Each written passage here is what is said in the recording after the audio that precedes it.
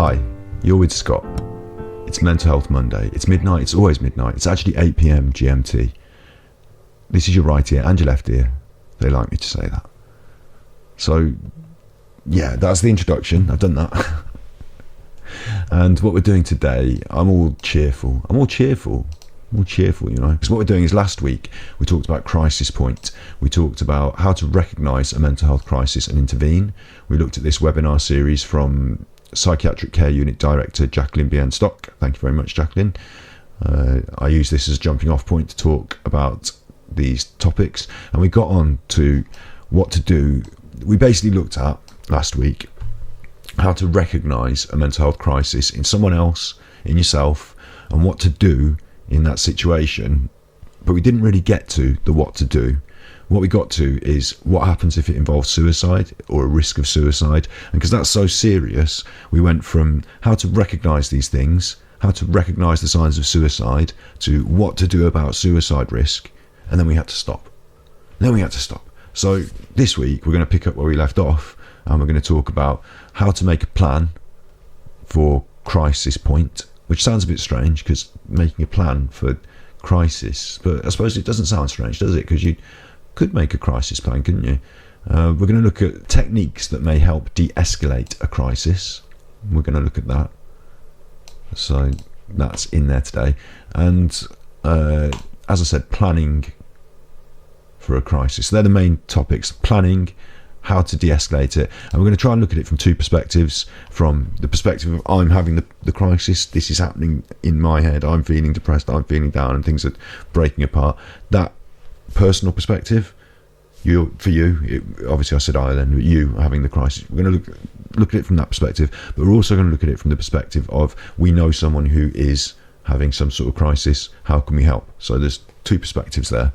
So you can, it doesn't matter who you are, you can get something from this.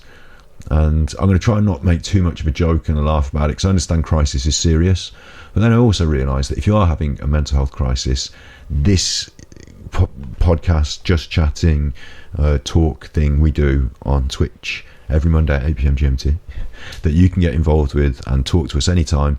This YouTube channel that we're developing is probably not people's first point of contact, as we're going to see, you know where to go, first point of contact. So it's okay if we talk around the subject a bit, if I do the bullet point reading and then we have a little chat. It's okay if we do that, and I keep it a bit light, because it's okay to feel happy, isn't it? Well, Mental Health Monday, I keep it a bit light, a bit. We're talking about suicide, depression, all these serious things, but we're human beings, and a little bit of humour helps us along, doesn't it? So that's the plan for today. If you are having a mental health crisis and you do think, what's this guy chuffling on about, here is the number for the Samaritans in the UK. It's a free phone number. We're waiting for your call. They're waiting for your call. It doesn't matter if it's something that's minor, if it's just worries. It doesn't matter if it's something massive that you think you maybe couldn't tell anyone. They're anonymous people. They're not going to grass you up, or they're not going to write a report or anything like this. They're just going to listen to you and maybe talk to you about the things that are troubling you. So there's a free phone number in the UK. That same principle goes for Lifeline in America. And there's another website which every week I think to myself, I wish I'd remembered to write that one down, that Nigel recommended, that we will get up for next week, I promise. And this is the same principle though. If you're feeling at crisis point, you don't want to talk in chat, you've found this content somehow and it's making you realise that things are worse than you thought they were. It's not just suicide prevention, it's any form of, we're talking about this on stream, that any form of mental health can lead down this road. So that's why this is there. If you're in America, again, it's free. You can just call them and they'll listen. They're not going to judge you. It's possibly one of the best things you could do if you're feeling, what's the worst that can happen? What's the worst that can happen if you give them some of your time? And it might make you feel better. So there's that. Knock yourself out. Don't knock yourself out. Okay, don't knock yourself. Just enjoy that. Well, don't enjoy it. You won't enjoy it. You might enjoy it. Look, anyway, this is where we're going to jump off today. Jump off. Again, that was bad language, wasn't it? Hi, Scotty Hottie. It must be, it must be, when something's going on in your mind and you don't want to make the mistake and you say exactly the worst thing at the worst time. This week on Mental Health Monday channel, look down there. We've got this week's Monday video is the question that we had last week in chat. Do you have tips for getting vulnerable, for getting radically comfortable with being vulnerable, which was asked by Photonic Flow. So if you want to ask any questions and you want to talk in chat and you want to say, I'm having this problem, it doesn't matter what we're talking about on Mental Health Monday, we can always just put that aside like that, just push it hang on, got the old we can just push it like that aside and we can talk about your chat. No problem. I'm just going to pull this back in now. Wait, which way do I move my hand? Like that. Okay, that's fine. We'll put it together in the edit. You can always come and talk to us in chat. That's fine. We'll put aside what I said we're going to do, and we'll just do it next week. No problem. I love the questions. This one turned into a whole little video, didn't it? A little 10-minute video about what it feels like to be vulnerable, tips for being vulnerable. And Mental Health Monday YouTube channel is going to have the edited version of what we're doing now. So all this that I'm saying, that gets cut out. All this rubbish, that gets cut out. Just the main bits about the mental health advice and some of the chat that's relevant gets left in. All the chuff gets put aside. So you've got your edited versions there, and also now little snippet videos of interesting points, the questions, they're going to be in there as well. So that's good, isn't it? That's good. I'm pleased with that. So Mental Health Monday developing as its own little YouTube channel. Happy days. I'm proud of you. You. Talking about mental health, that's what we're doing, isn't it, today? That's not the purpose of my YouTube channel. That's not Mental Health Monday it is, but of my broadcasting on Twitch. That's not the purpose of my existence. That's not my main thing. But we talk about the concept of talking about it. People put their little tweets out. It's good to talk. It's important to talk. Make sure you talk on this Mental Health Monday or this Mental Health Day. And, I'm celebrity so-and-so and I endorse opening up about your feelings. Sometimes they put a little twit longer. I sometimes feel bad. So do you. Now we've got a little Twitter about it. That's not really talking about it, is it? That's not dialogue and going deep and getting it off your chest. And what we're doing here is important, and you are involved. You do your chat and we talk. I do a lot of talking. I talked to Melanie Griffith this week. She's fantastic, by the way. That's a little in-joke for the speedrunners there, A little in-joke for the speedrunners. I talked to Melanie Griffith this week. She's fantastic, by the way. So I do a lot of talking, but you, whilst you get to talk in chat, and me, whilst I get to talk to you, we can also do more talking to each other in real world. This is the real world, isn't it? You're really there. I'm really here. But your closer peers, the people you can touch their faces when you're talking to, and they can say, what are you touching my face for? Those people. We should talk to those people more, I guess. And what I wanted to say that I was really proud of this week, pride's not a virtue, bear in mind, so this is bad. I'm going to get marked down for this when I get to the pearly gates. They're going to say, oh, this one's going in your bad books. Pride, not a virtue. But except when it's gay pride, it's absolutely fine then. Fabulous. They called it pride, so like the festival itself is fine, but I'm not saying anything negative on that front. But generally the concept of pride is not virtuous, apparently in the old biblical. Anyway, so I wanted to say I was proud though, because what we are doing is that talking about it. It's not just a little tweet longer. It's not just I mention it on my ASMR a lot. I realised people that were anxious were coming to the ASMR channel, so I want to help them, and I left some links, and it actually helped some people. Some people left a comment to say I saw these links to mind.org or to whatever, and it helped me, and I thought good, that was helpful. And then that's the nucleus of what we're doing here, isn't it? I said to myself, if I'm going to go start broadcasting again, I want to pick up this thing again after the difficulties with COVID, after Nan died. Doing this now, I'm going to start from home, going to do the streaming. I want to do art, I want to talk about art, games, history, that sort of stuff. I love that. And I want to make sure that we cover this mental health thing, not just in a sort of, here's a little link, here's a little tweet, we should talk about it, now here's my entertainment, click and subscribe, but in a sort of full, deep, what we're doing here, opening up, bringing people in. We're not finished with that yet. We've got people to bring in on another level. We've got interviews to start doing. We've got Zoom to buy and desk to set up. So we've gone forward to push. But at the moment, I'm just really proud because when you see these tweets, when you see these things that say we should talk about, we are doing that work and we are here. It exists. We're part of that. So I'm really proud of that. I'm really chuffed. Hello, Mean Tone. Mean T1. Mean Tone. I've seen you before. I know you. I know you. I know you. I know you. You can't get away with that round here. I know you. I know you. Nice to have you here. Nice to see you again. I'm just saying how proud I am of all the work we've done thus far and how enthusiastic that's made me to push on to the work we're going to continue to do in the future. So Mental Health Monday, we're here, consistent. I've got that plate on the spin there. I've got that spinning plate. I'm confident that plate is spinning. I'm happy with that one. I check in every Monday. I've got my little plan, what we're going to talk about. We do the talking, bit of editing Tuesday. Got that solid. We've got that consistent, happy. The Ganji Cuts, our new channel. Gonna keep shilling this all the time now.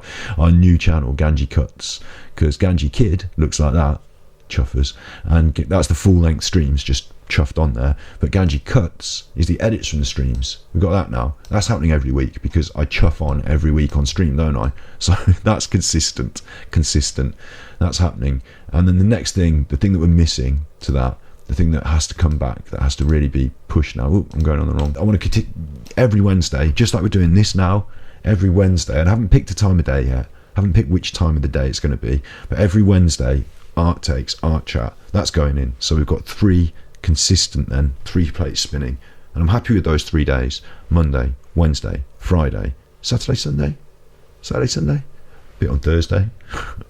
I'm happy with that. We've got those consistent, clear things. And then if we can add the Ganji vegan plate, if we can get that other plate spinning, if maybe we can push onto that, maybe happy to do that too. But at the moment, really proud of what we've started to grow into. That's what I should say. So thanks very much. Oh look, thank you for the anonymous gifty sub. Thank you. I appreciate it. It really helps to grow the Puko Warrior crew and make the media financially viable as well.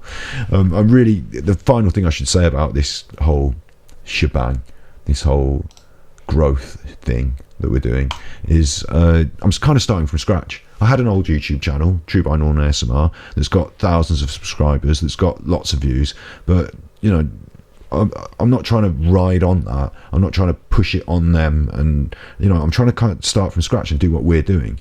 So I'm really proud of the growth. It looks small in some ways. There are not a lot of views on some of these videos, but that's fine. They're views, they're growth. I'm really happy with that. And the end game, like the push forward at the moment, what's sustaining this growth, what's sustaining what we're doing is the Patreon and the sub money.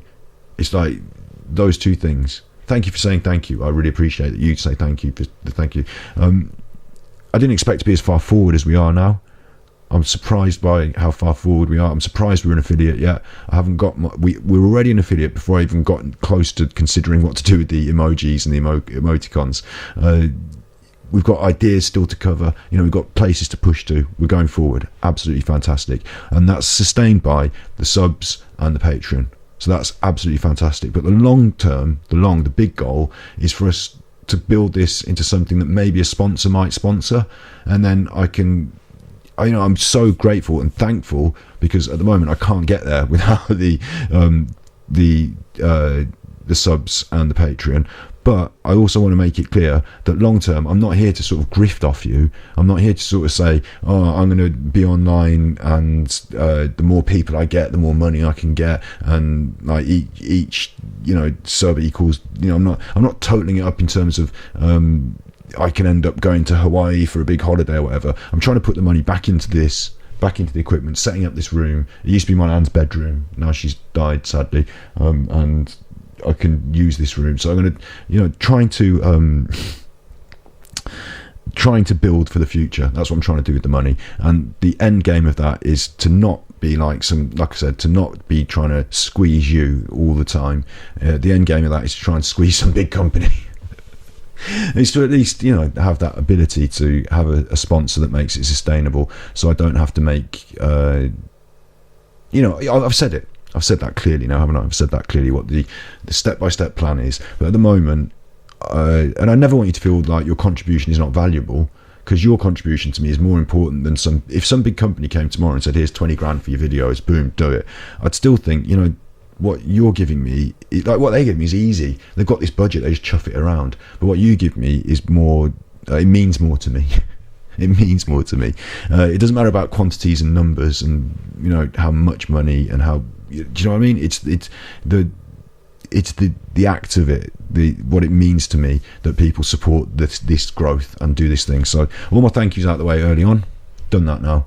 An estimated 8 million people in England with mental health problems cannot get specialist help because they're not considered sick enough to qualify, NHS leaders have revealed as the toll of the pandemic is laid bare. So there's contextualising this with the COVID.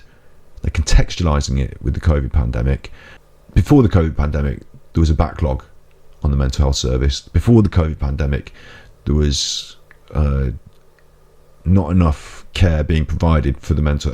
It's not just the COVID, but in addition to the official waiting list, which stands at 1.6 million people. 1.6 million people are on the waiting list, including 374,000 under 18s. In addition, you've got these 8 million people who can't even get on the list because the doctors say, well, come back when it's worse. That seems bad, doesn't it? That doesn't seem like a principle that a doctor should have to say to someone, come back when it's worse, does it? That doesn't sound right. For those 8 million people, we're trying to be something here, a resource that they can tap into. The problem, though, and this is really difficult to discuss, but I need to make sure I discuss this properly. The problem here is that I don't want you to feel that if you've got a mental health issue, if you're not, like I said, I'm not the doctor who's saying come back when it's worse. I'm the one saying get help now. Go to we're going to see in a minute the access points to the mental health services, certainly in the UK. I'm not going to be able to do it for every country in the world, but access your local mental health services, do it now. And I'll tell you why. Don't feel bad because there's 1.6 million people on the waiting list. Don't think, they all need it more than me. I don't want to put someone else out and someone else can have that. Don't do that. Don't do that. That's not fair on yourself. You've got not just equal right to access this, but you're equally valuable to us as society. You're equally valuable. Trust me. So don't think, oh no, I'm going to bad on this.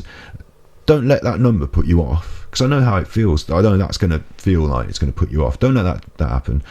But become part of that number. Get yourself on that waiting list. Get to your doctor and say, please, can we engage with the mental health services? I might not be at crisis point now, but I feel like I'm going to get there if we don't do something at some stage. Get down and say that. Even if you're not sure, get and say that, because you want to be on that waiting list, because if it does get to crisis point, you want to be on that list so that you can get in there as quick as possible, don't you? If it's going to take a long time to access the help, think forward is a good little tip here. So maybe the theme of today a little bit. Maybe the theme of today, because thinking, that's what we'll be talking about with the new branding, wasn't it? I'll just quickly show that again. That's the theme of the new branding, wasn't it? What I'm saying is, moving forward, we want the government to move forward with this. We want the services that are provided to move forward and take up this slack, but we also want you to move forward in your life. We want to give you the resources, so don't be afraid of being on that list. I think if you get on that list, if there's more people on that list, not only thinking forward will you be able to have a plan in place to deal with these things as they may come up, but also the government will see it's not just these 8 million that are on the waiting list that they can't get on. It's not just the 1.6 that are already on the waiting list. It's another. You've got to come forward and become part of this number, because the bigger the number, the more pressure on the government to do something about it, to not just sweep it under the carpet. And I actually think that it's crying shame that these 8 million people are not considered sick enough to qualify. And the reason for that is because we don't have the facility for that grey area. You're either really sick, okay, we've got something we can do for you, lock them up in it. I'm joking, okay, I'm joking. Don't feel they're going to lock you up. We've got something to do for you if it gets really serious, because we have to. we've got crisis point. We've got crisis point in a way.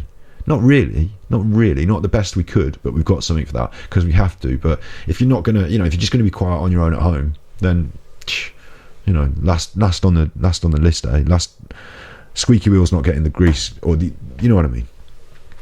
So it's important that we come forward, get on that list. Hi, who wrote this article? Hi there, the 187 Fish. I'll tell you what, 187 Lockdown is one of my favourite tunes. 187 Lockdown.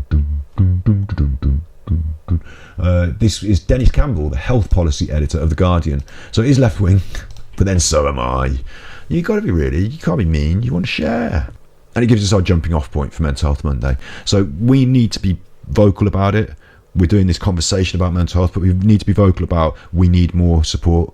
There's charities, there's organisations that are picking up some of the slack, but there's 8 million people who aren't even on the list, so aren't even getting listened to when it's talking about the figures, when it's how much money do we need for this, when it's what support do we need to put there. They're not even on the list. They're not even getting, officially factored in.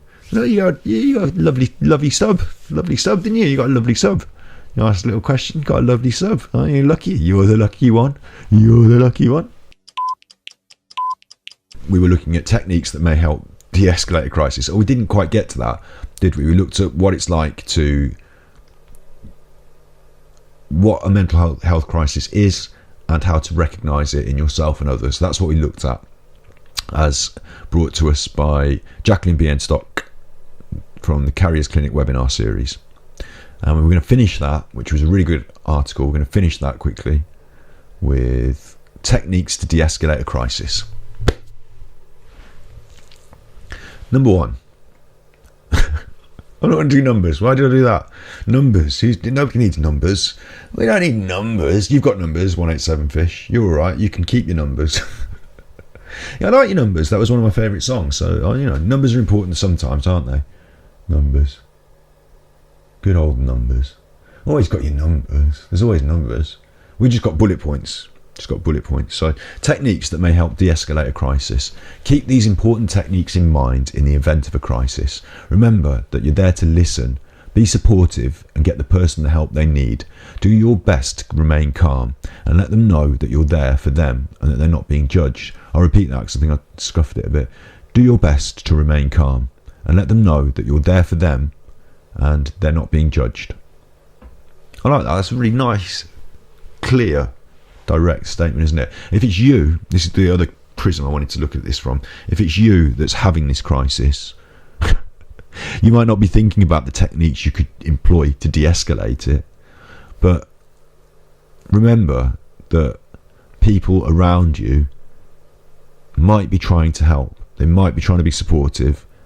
You might not think it at the time. Certainly when you're having a crisis, the people that seem to come forward might not seem to be the ones that you want to have. How we looked last week about how the police have to get involved at the serious end of some of these things, but they're doing their best to try and be supportive. Some of them, the fact they've come forward to help you if you're in this crisis, maybe just remember that we've said this. Remember that they said this one day when you're feeling particularly on edge. Remember we've said this because whoever comes forward might get the rough end of your tongue, but they might be trying to help. And if it's you that's going through this, then these important techniques are worth keeping in mind. And this is what we're going to talk about today as well, is making a plan. I'll just quickly show you that.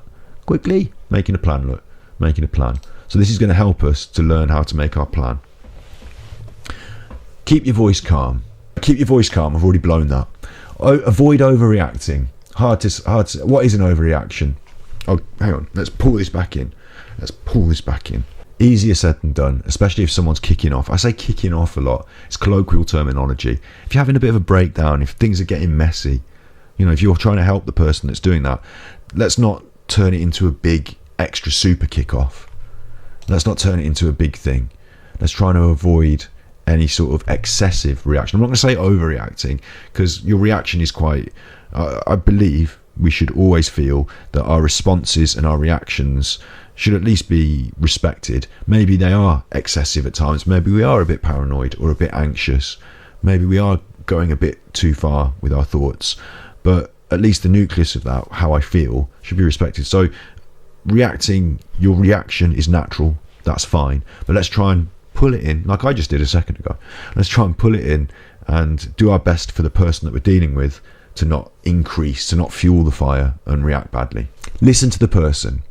Clear, obvious, listen to the person. They might be making broken sense, not much sense, things might be difficult to hear, but listen to the person.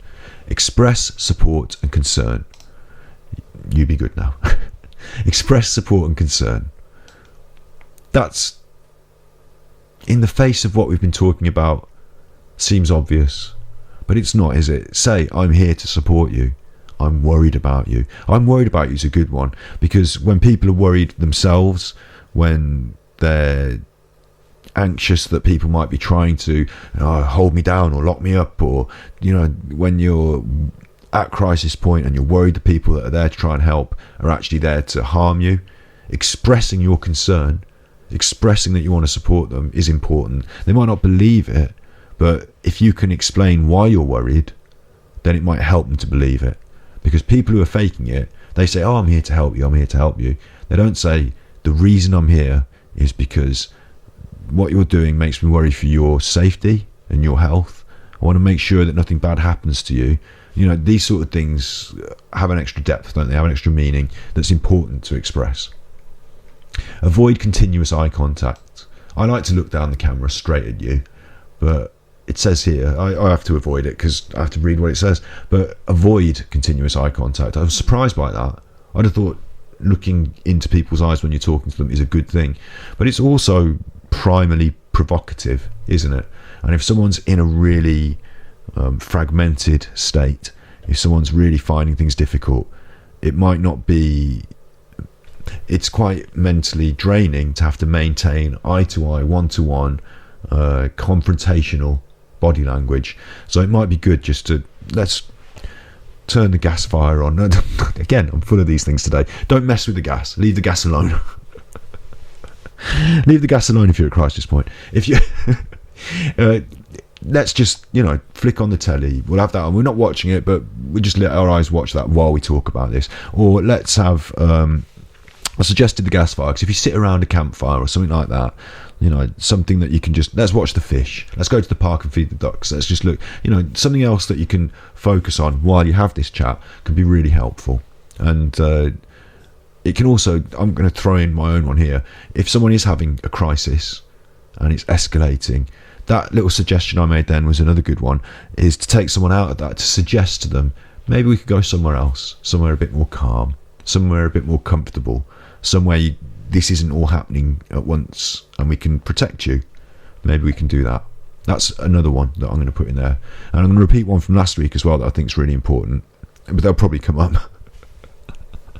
They'll probably come up. But what I was going to say from last week that was really important, bring someone else in. Make sure that you don't do this on your own if you can. Obviously people don't want to say, bring everyone in, tell everyone, but I think it's important that you say to them, rather than we're going to keep this a secret, just you and me, or don't bring anyone else in, rather than that, say, I need help with this. Is it okay if we speak to, and then, someone else they trust, a friend you both have, maybe, a loved one, a relative, someone you can both trust, and you suggest that you can bring in not everyone, but just another person. And don't say you need extra help, I need to make sure that you, it's about can I, this time it might be a bit of an I need a bit of help with this, can we bring in someone else? Because it's hard for you to do everything on your own. You can't be with someone 24/7. This is important, so I'm going to throw that one in as a bullet point. A blind man can't judge, he's forced to get to know you through language. That's a very sage sage piece of comment, isn't it? You don't get comments like that in other people's chat, I tell you. You don't get comments. I watch Asmongold, and you don't get comments like that in Asmongold's chat. Very learned, very sage. I like that. Very sage. Not sage in the memey sense of sad, but sage as in wisdom. Ask how you can help. That's a really good one as well, isn't it? Ask how you can help. Ask. Don't be in there pushing your weight around, saying, okay, I'm dragging you down the park now to feed the ducks because Scotty Hottie said so. Can I help? Is there something I can do? Is there some way I can make your life better? What can I do to help you calm down? Maybe. Can we go and feed the ducks? Ask. Yeah, that's good. Move slowly. It seems silly again, some of these, you're not approaching a frightened pigeon or a tiger. Move slowly. You're not creeping in the jungle. But when someone is at crisis point, their head is already full of movement mentally. A bit of a, I don't want to say a mess, I don't want to describe it, a mess is a good terminology. A friend of ours, Messy, is, yeah, that's a good terminology. A friend of ours used it to sort of visualise for people, so other people could visualise how mental health made them feel, and I thought that was a good visual. Yeah, messy, it can be messy. So if you're in there being messy, I've got my top on today, my cats having what have I got on today? Cats. I have more wild clothing. If you're in there with your wild clothing, throwing your arms around, and the person you're trying to help is feeding off that energy, then it's potentially going to make things worse. So it seems silly to say it, but being calm yourself is something that you practice. I had to say it earlier, bring it in, calm down. It's something you have to work on. If you're working with people, you might have to do this, and in yourself, if you can project that, it can help them to be calm. So if you're moving slowly and carefully and calmly, they're going to feel less threatened, they're going to feel more calm themselves. Good one. Offer options instead of trying to take control. Again, that's ask how you can help. I suggested it at the time, can we take you to the park as well? So offer options instead of trying to take control. I think that's, I don't have to expand on that. Be patient. Be the patient.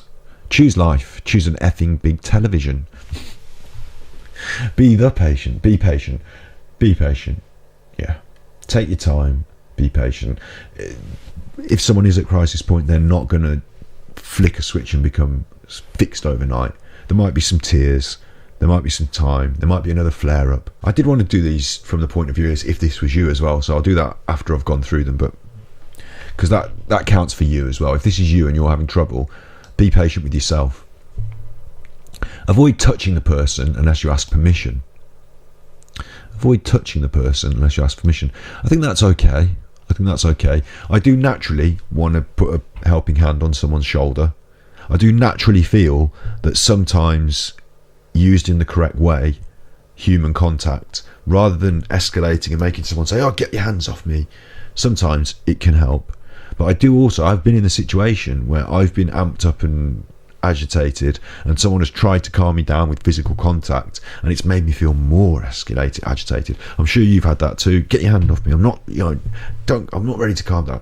So I can see why avoiding touching unless you ask permission is important. I'll tell you something else as well. Yeah, it could be misinterpreted. I'll tell you something else.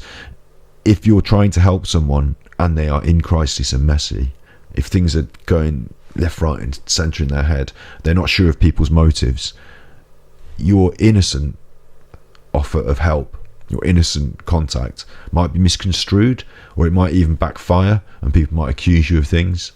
So I've been in situations, I used to be a sports coach, so I used to deal with a class of kids, and I've been in situations where I know that there are lines where you just think, look, I sort of want to give you a hug here, but I'm not going to cross this line because it's inappropriate, sort of thing. So I don't, and you don't ever, you don't want people to come back and say, oh, did you hear about so-and-so who was hugging the kids? If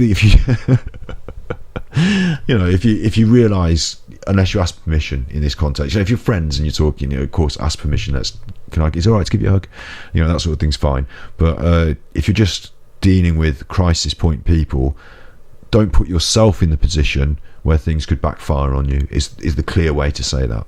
Make sure that you maintain that. But also, it is okay to give someone a hug, and it is okay to ask them if you can give them a hug, or even not just a full hug, is it okay if I just give you a little arm on the shoulder? you can do that. It's okay. And like I said at the start, I naturally want to do it because I know it is comforting for some people. For many people, it's a human thing, isn't it? Gently announce actions before initiating them. I'm going to make us some tea. I'm just going to open the cupboard to see if I can find us some cups. Is this the sugar bottom? Just going to get the spoons out. I know it sounds silly, narrating every action, but again, if someone's, I can't keep saying if someone's at crisis point, when people are are sliding, when they're breaking down, and anything could be a kick-off, couldn't it? What are you doing in my cupboards? What are you doing in my cupboards? Anything could kick off, and you don't know what is going to make someone feel.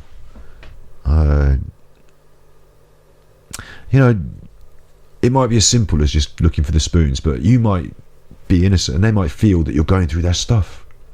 They might feel worse because of it. You don't know what people are feeling. So just announce what you're going to do if you're going to do something, and they can tell you, I don't want you going in that drawer. I don't want tea. Fine. You don't have to have the problem that you might have accidentally had if you didn't tell people what you were going to do before you do it, specifically in a crisis. Give them space. Don't make them feel trapped. That's a good one. Yeah, I like that.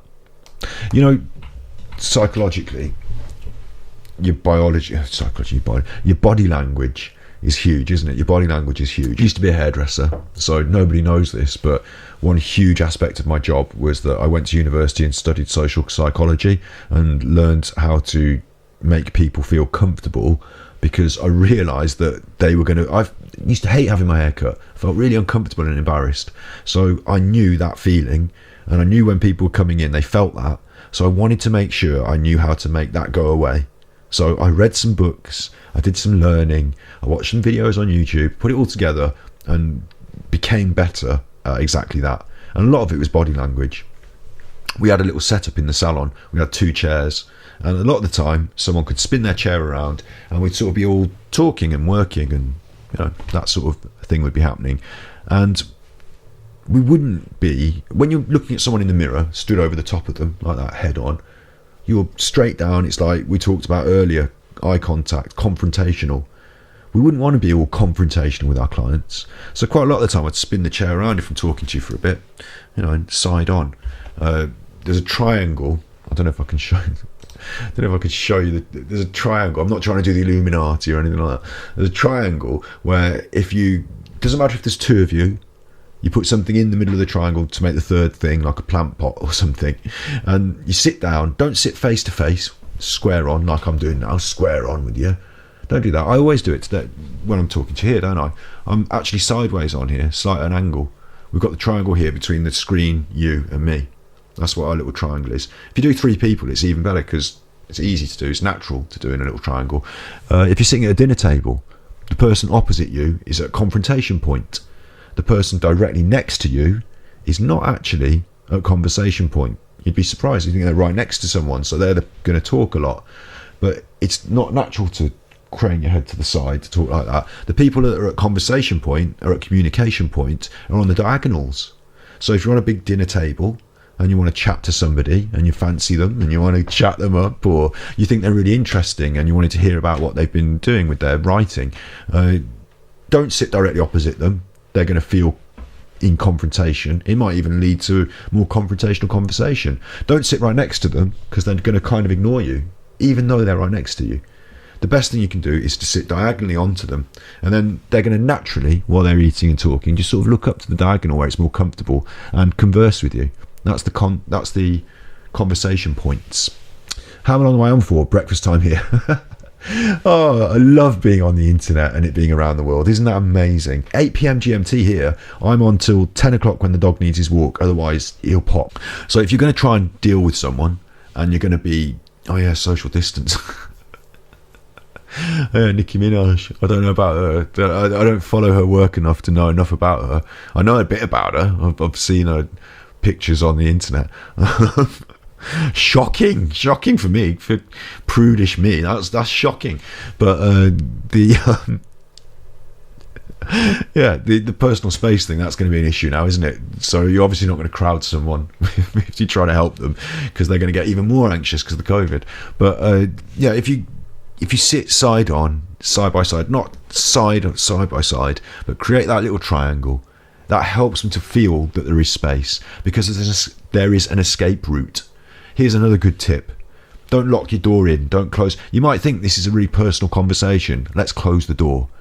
But as they've just said there, give them space, don't make them feel trapped. If someone's having these difficulties, closing the door might make them feel worse. And also, and this is Scott's top tips, in terms of personal safety for you, the person that's helping someone, not just that you're locked in, but I always, I got taught this by a teacher way back, and he said, because I had to go and see the teacher quite often, didn't I? I was naughty, so I was like there at lunchtime. He's like, come in. Came in, he's like, prop the door open with a chair, please. So, all right, prop the door open with a chair. Come and sat down, get your telling off, got my telling off. And the reason he told me, he was a really interesting fella, Mr. Rennie. He told me that the reason you prop the door open with the chair is because I can't accuse him now of anything, can I? I can't say, so up in court, let's go through it.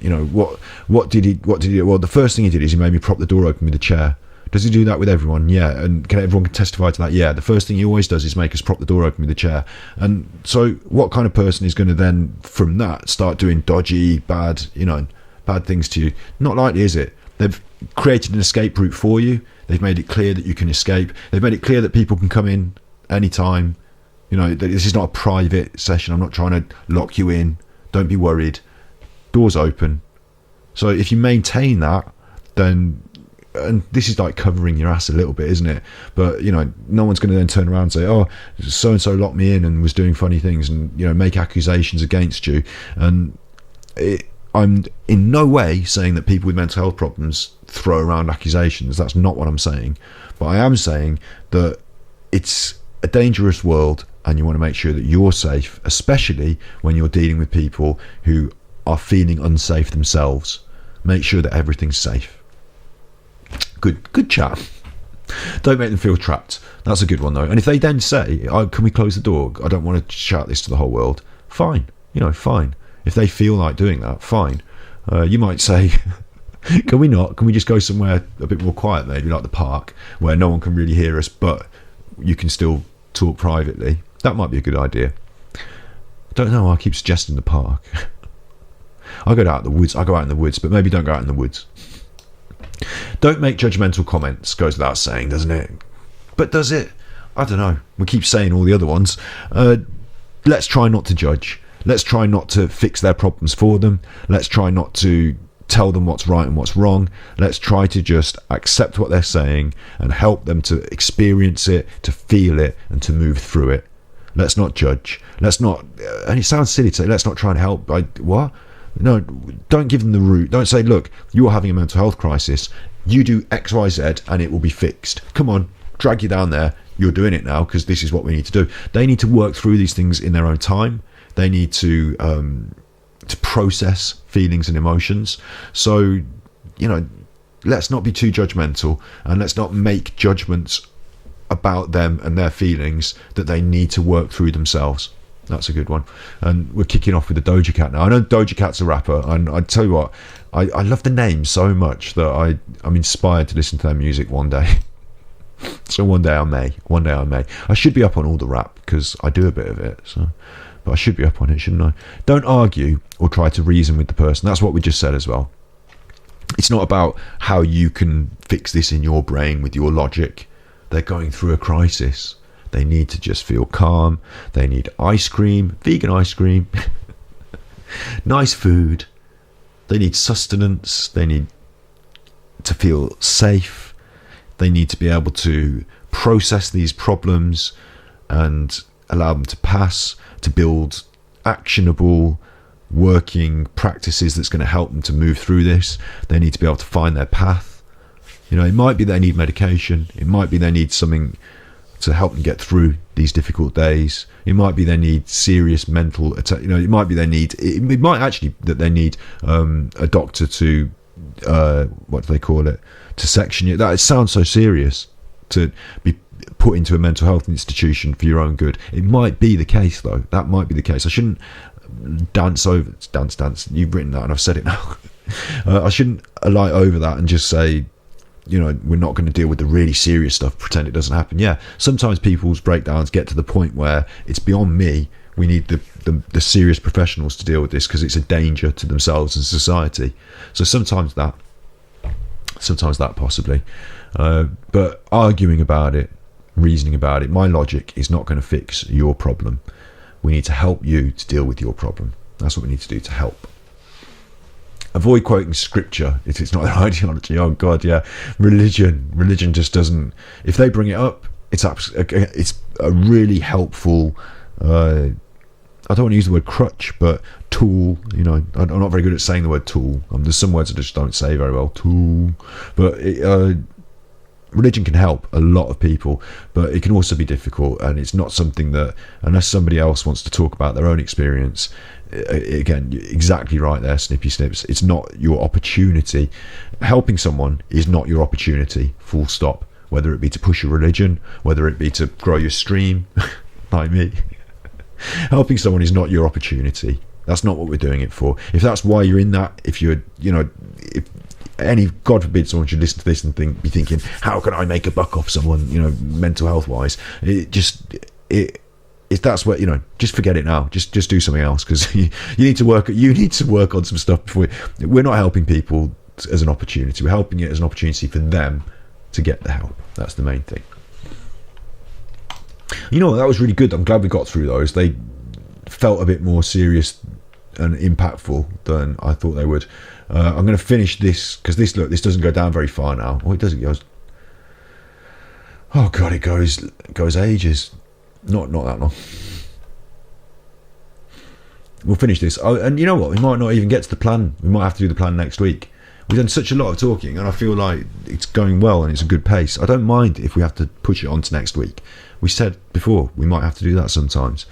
We're talking, we're being organic. That's cool. Earlier today, I was really stressed about editing last week's episode, making sure I had it done and uploaded. It's done. It's not uploaded because it takes ages and I've got to do the broadcast. But I don't feel stressed. I'm not allowing that to colour my life in that stressful way. I'm saying it's good that we got the edit done. I'm enjoying it.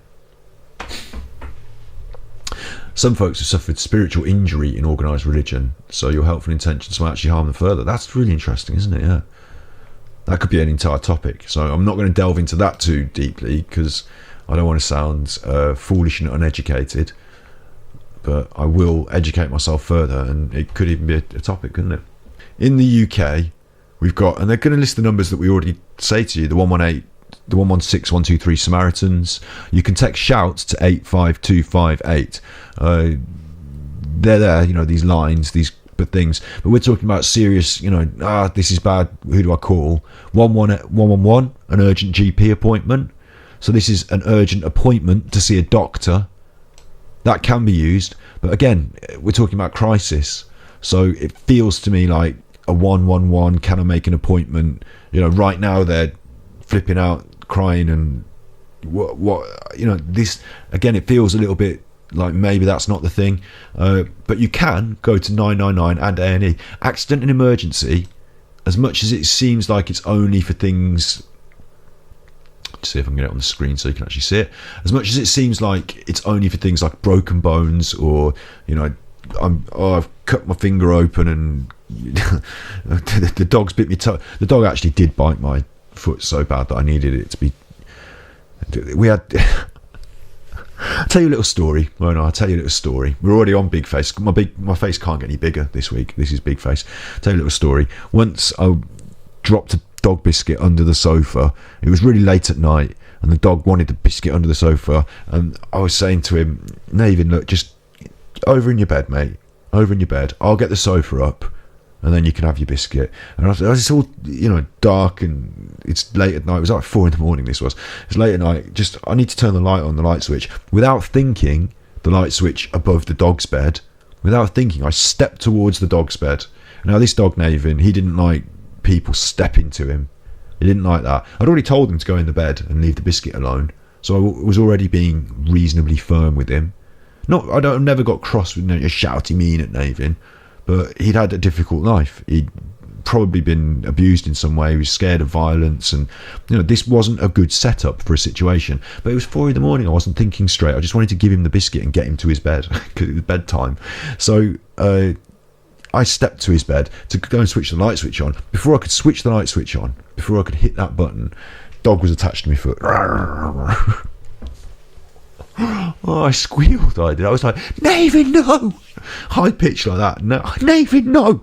Like, oh, and in these situations, I've discovered, what I am quite good at in a crisis is going cold, calm, like eye of the storm. Let's just get this done. So I dropped onto the table. He's attached to my foot at this point. I'm moving, so you can't see me. Sorry about that. I dropped onto the table. He's attached to my foot, and I just thought, if I stay really still, I'm not going to fight him. I'm not going to cause any more aggro. I'm not going to make him scared of me anymore. I'm not going to cause him to worry. I'm just going to stay really calm, and he's going to let go. And there was enough time for him to really have a good with his teeth, like a really down with his teeth, and enough time for me to think, I hope I hope he does let go, because if not, I don't know what the next step really is going to be. He did let go. He did. It was enough time for these thoughts to happen in my head. I was just hurt like chuffing chuffery. And then, of course, I said to myself, right, yeah, maybe my foot smelled sketchy.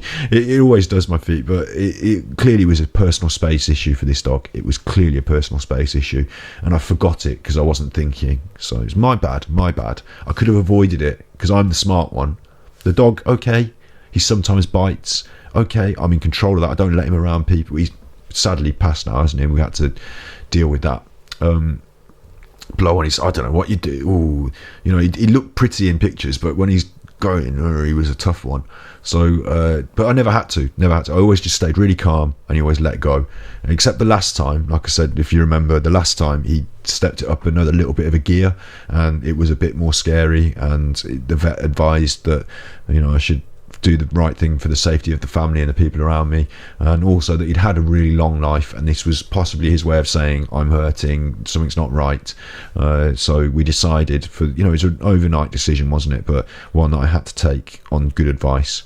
And I do feel that he was a rescue dog, and he was really old by that point, and the vet told me, so I just did what the vet said, and I had to be there, and do that with him. Had to take him through that. It was really hard as well, because obviously a couple of days before he just nearly bit my arm to pieces and sent me to the A&E. But getting a bit off topic here, but I had to be warm and close, and that island of compassion that I was there all his life as that. Even though he sometimes made these mistakes, I never punished him for that. I always tried to manage his behaviour so that he was not a threat to anyone, and we did. I was basically, a couple of people got a little nip here and there, but I was the only person that got any serious biting. It happened to me, really. So I was happy to deal with it, and that's how that happened, isn't it? That's what happened. It made me feel really sad. It's making me feel a bit sad now, really. Mental Health Monday, eh? But what I'm trying to say is, that happened to me, right? And I had to go upstairs at 4 a.m, take my sock off. Oh, the blood.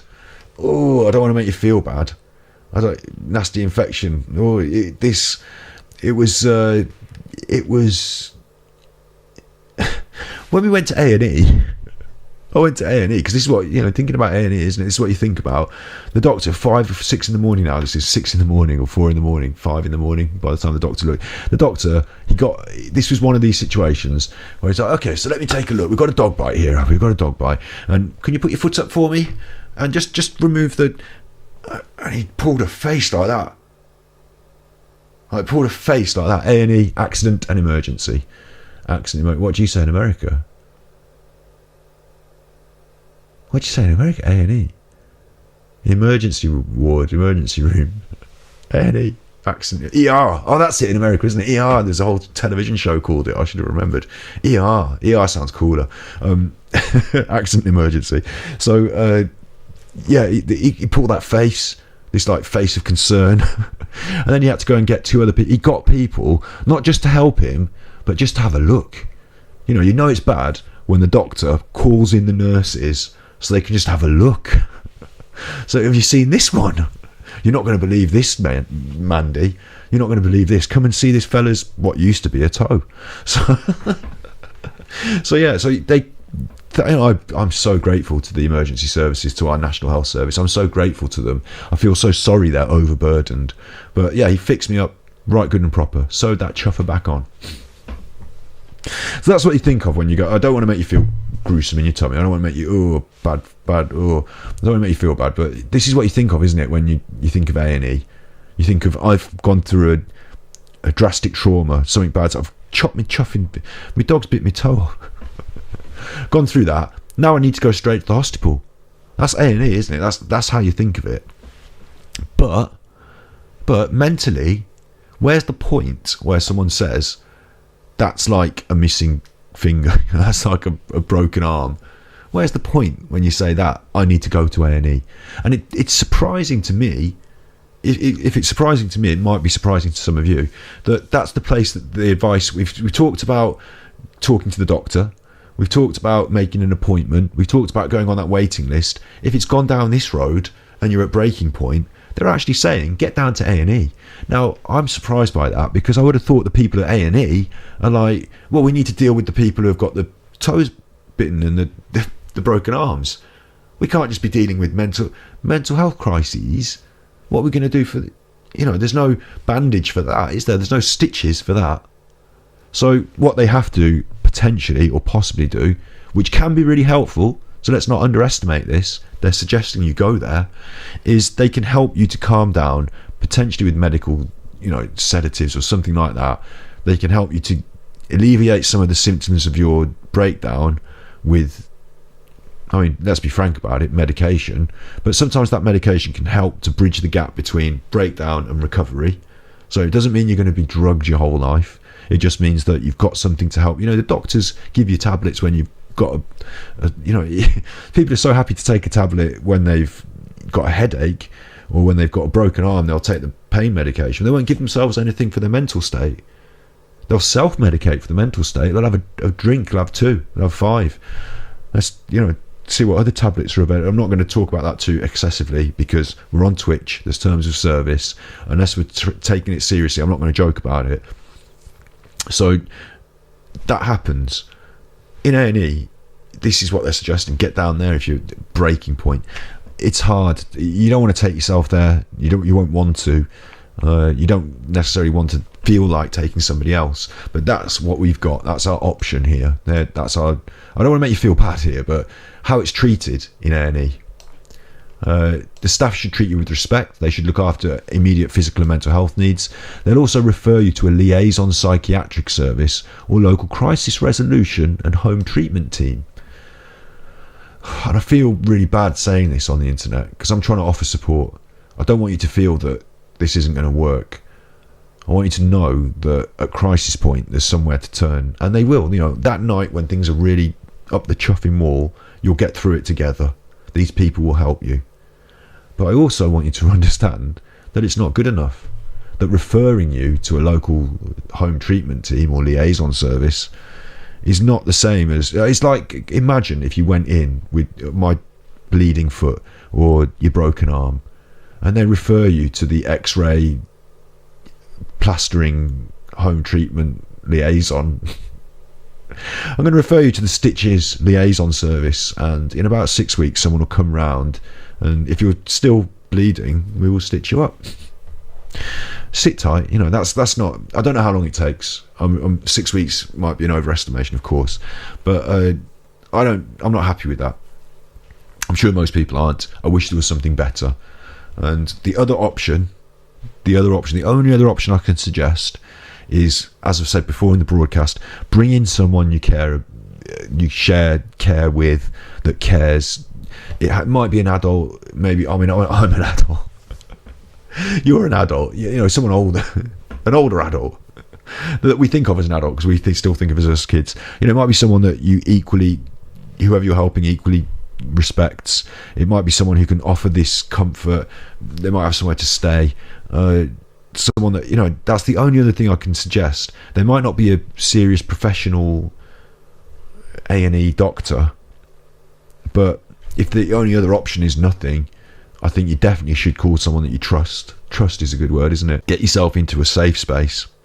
Maybe they can call the doctor. Maybe they can help with this. Get yourself into a safe space if you don't feel like going to A&E. But these are the options. And then we're on to making a safety plan. I feel really bad about that, I'm going to cover that a little bit more here. I'm just going to say this a bit more. Go to A&E. That's it, is it? I'm not going to go on a rant and complain, but that's it, is it? Go to A&E. I mean, SNPs works in hospital. Look, my children's hospital has a dedicated psychiatric ER, so that's good. But I mean, I feel bad that we don't have enough of that. Yeah. And I was going to say, you work in a hospital, so you know all about it. You know what it's like to be overrun with hospital-y things, and some things that are clear, like a broken bone. We get you on the X-ray, we get that set, we can deal with that, we can fix you up. You can probably feel like you're doing a good job, but when someone comes through and they're not really that lucid, they've got some funny ideas, they've been hurting themselves, they've been drinking a lot, not being able to give them the scan that says this is the thing that's wrong, not being able to pick out the social factors that have led to this and plaster cast them and fix them up, not being able to send them home all certificate and fixed and lollipop and sticker. That must be really devastating, because what you want to do is help people. What we want to do is help people, and the people who are given the brunt. This is the website from the National Health Service in the UK. It says go to them, go to the doctor, and go to the A&E. So they're funneling these people, me. I've been there. I've been to the doctor and talked about my mental health. They're funneling us, and when we get there, they're like, "Oh God, we're overwhelmed with all this other stuff. I'm here to help you, and I'd love to, but I know that the doctors." They love helping people, of course, but I also know they wish that there was a dedicated mental health service for this point of contact, for this, just the same way as you go to A&E. You should be able to walk through the doors any time of day or night, and as you've said, a psychiatric emergency room should be available to you, and all that other stuff. And like we talked about with viral infections, shouldn't be in the same rooms and buildings as the broken arms. Maybe this needs its own institution, and it's clearly not there. So I'm really sorry for you. If they're plugged into the system, you can look them up for a clearer picture of what might be going on, get them plugged in. Yeah, that's true. That was at the very start. We said get on the list, didn't we? Get on the list. I absolutely agree with that.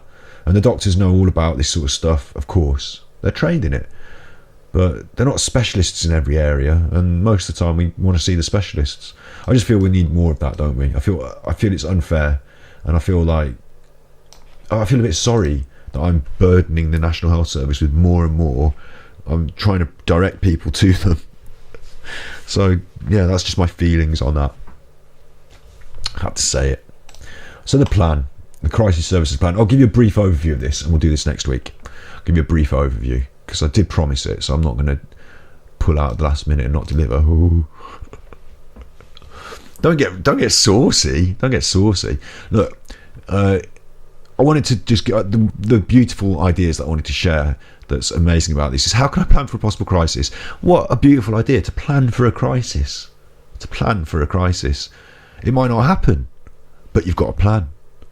I'm not saying you should dig a big hole in the garden and start collecting up tinned goods and bottles of water, put a big lead roof on it, mattress. I'm not saying, it might not be that far sort of planning, but crisis management planning, we tried to talk about this from the point of view of if you are having the problem. We didn't do enough of that maybe for my liking this week, but crisis management planning for you, if you have ever felt a bit stressed that things are building up, if you've ever felt like you might be on your way to a nervous break. I'm joking about it because people say, I'm on the way to a nervous breakdown, all this stress. But if you've ever felt that sort of stuff, it might be worth looking into what could happen in the future and what you would want to do if it did. And that's what this is. It's a really good concept. It helps you to explore ideas for help and support. It suggests all this sort of stuff that we talk about here. Talk to your general practitioner, to your doctor. Look at Local Mind, that's this website. Find details of helplines and listening services. I'm always bringing them up. Read our information for mental health problems. That's what we do online here, isn't it? Talk peer support. That's talking to your friends. We encourage it. Make a self-care box. That's an interesting one that we might do as like a little nice video episode maybe one day, making a self-care box. I'll tell you what I put in that: chocolate and cake. Cake and chocolate. Cake. I can't advise that you smoke on the internet. What else can I put in there? Probably video games. I'll probably put video games in there. Hearthstone. I love-hate relationship with Hearthstone. Putting Hearthstone in would be like putting crack cocaine in there. Oh, it makes me feel good, but it's expensive and bad for your teeth. Well, actually, Hearthstone's not bad for your teeth, is it? But I'd put computer games in there. Put chocolate. I've said chocolate. I think I've said chocolate, haven't I? Nice tea. Self-care box. Puppies. My dog would be. Well, he can't go in the box. He's got to be with me all the time. Otherwise, and that reminded me, in 15 minutes, his back end will explode on cue. So I've got to get him out there in a minute. Find a recovery college. Recovery colleges offer courses about mental health and recovery in a supportive environment. Oh, I didn't know that. We'll look into that another time. A box of puppies. You can't. It's not vegan. It's not vegan. If you're going to get a dog, it's absolutely fine. It's absolutely fine to get a puppy. I understand. Not all rescue dogs are family dogs. Not all families can take the risk of a rescue dog. Not all rescue dogs are a risk, of course. There are some really lovely ones, but majority of the time, you'll be all right. So better to adopt. If you can find a puppy through a rescue, even better. But when I got Marlowe, I'd done 15-20 years with a rescue dog, and this time I didn't rescue him. I didn't go through a breeder because it's not vegan. I couldn't say, here's some money for your dog breeding business, enjoy that money, breed another dog, put an advert out and sell another one. But we did know somebody, found somebody who simply had extra dogs. They had a litter because they wanted their own puppy from this dog, so they ended up with more dogs than they thought they could deal with. So I sort of rescued it before it got to that, didn't I? They weren't making money off it, let's put it like that. But yeah, of course, rescue. Don't adopt, don't shop. Adopt, don't shop. Make plans with friends or family, because this is important. I've read this earlier, I know what it is, so I'm just going to give you the overview. Basically what they're saying is, tell people in advance, I feel on edge, I might be going downhill. I know this sounds silly, but in 2 months' time I could be heading for a breakdown. This is what I want you to do. This is what I feel like. This is what's appropriate. Even if I don't, I'm telling you now, even if I don't want to go to A&E, I think it might be, if I get to this stage, it might be worth it. It might never happen. We might be having a laugh. Continue feeding the ducks. Don't worry about it. But listen, you've got to tell people what would be good for you in advance to help you. That's a really good tip. It sounds silly. I don't think many people have ever done that. But that, and on top of this one, make an advanced statement. This is a really serious one, so I want to make sure I say it seriously. When we talk about those things like getting sectioned, using the mental health services to stay in a facility, if that's what it comes to, if that's what you need, it might be good for you. Before you get there, you could actually write down what you feel comfortable with, what sort of place you will and won't feel comfortable staying. Because sometimes, if you're at a real extreme, people might want to take that out of your hands. Well, you've got it written down. Me in my right mind today, feeling a little bit on edge, feeling like I might, what if the worst happened? It says here it says here your food preferences. I'm a vegan. It wouldn't be bad. I mean, any of us could have a serious mental breakdown. We could go through something extremely stressful and traumatic. Any of us. That's human. It's like, imagine, I don't want you to imagine bad things. People have car crashes all the time. You don't say, that could never happen to me, do you? You worry about it. You put your seatbelt on. You drive carefully. Any of us could have a mental health crisis, and if that happens, and I had to, if I had to go to some sort of facility, and they tried to feed me animal products, and they didn't realise that I had a personal belief, and that would be bad. I could write it down, couldn't I? I might do that myself. I haven't done this. I might do it tonight. Just little bullet points, views, opinions, preferences. what sort of things where you draw the lines, in your right mind, why you're worried about it, and then you can stop worrying about it. That's something else we talk about on Mental Health Monday. You stop worrying about it, you distract yourself and move on. And with that said, what an exciting week we've got lined up ahead of us. Next Monday we'll get onto the planning again. We'll look at it again, maybe. I'll prepare another episode next Monday for this.